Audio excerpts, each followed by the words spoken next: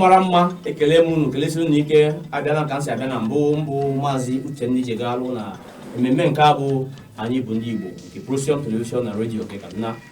Tata anyị bịara itinye ọnụ na ihe gbasatara idu ezigbo ndụ na iri ihe kwesịrị iri ka ndụ gị wee tukwuo ogo.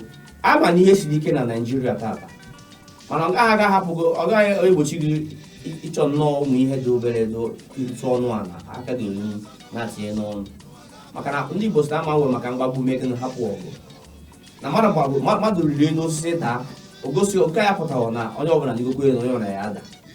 Aka anyị na-ene anya abụrụ ofu, nke a ka mana nke a bụ eze aka, nke a kacha akwụkwọ onye ọ bụ eze aka. Chukwu kerie otu a ma kosibe kee ya otu a.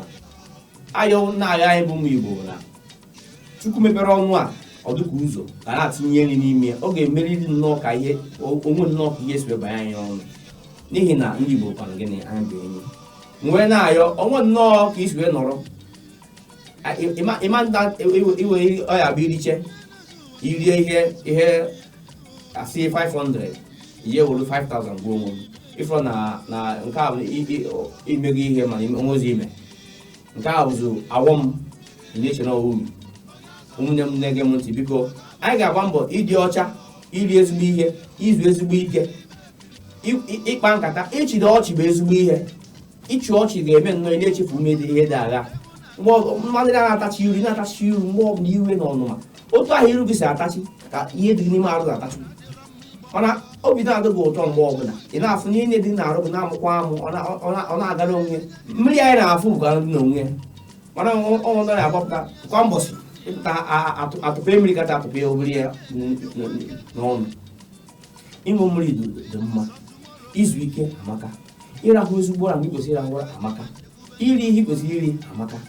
Mana ọ bụrụ na ị nweghị ya ego ime onwe nnọọ ka ga-esi emekọnata ya ihe n'ime ahịa gụrụ ụgwụ ibenye ụkasị eme nnọọ ọdụmma eshigbo onwe ya mma. Kịta ada achọsụ ka ata anụ ma ọ ka ata isi ya efi ma nka onwe ga-esi eme ya nnọọ hazie ụdadị ibeta ọkpọrọ tinye obere ụgwụ, atinye ose, tinye obere ụgba ma nke ndị bekee na-akpọ magi, eme ya otu oghe achọ nnọọ ofu ihe gasa ọbanye afọ, mana ya bụrụ na o ghere ọfụma. Na-ayọ ụnụ na-asị ime nke ndị bekee na-akpọ atịtị deti adịghị mma. Idobe onwe gị ọcha, n'ihe eji mara ndị Igbo bụ ịdị ọcha na ịdị mma na ọgụgụ isi na ndị odi. Biko onwe na-asị na onye ozu a bụ ozu onye nnukwu eme gịnị ọkọrọ ibe ya, maka Oliver gwere egosi na ibe amaghọ ibe eme gịnị ezi ya. Ihe agba mbọ ịnụkwa nke a onwe nnọọ ka nwanne gị nwoke ma nwanne gị nwaanyị mgbe eji nwoke ma onye gị nwaanyị si agafe ụzọ isi nne ya nkwụ ụzọ a ka ya aga, ọ ya kara gị mma, maka na eme ihe ka esi eme ihe ome gịnị oyie ya. Ụmụnne m na-ege m ntị, biko gbarụ mbọ ka unu eme nka, n'ihi na ihe dị mma mere gịnị dị mma, ihe adọkwana mma adịghị mma.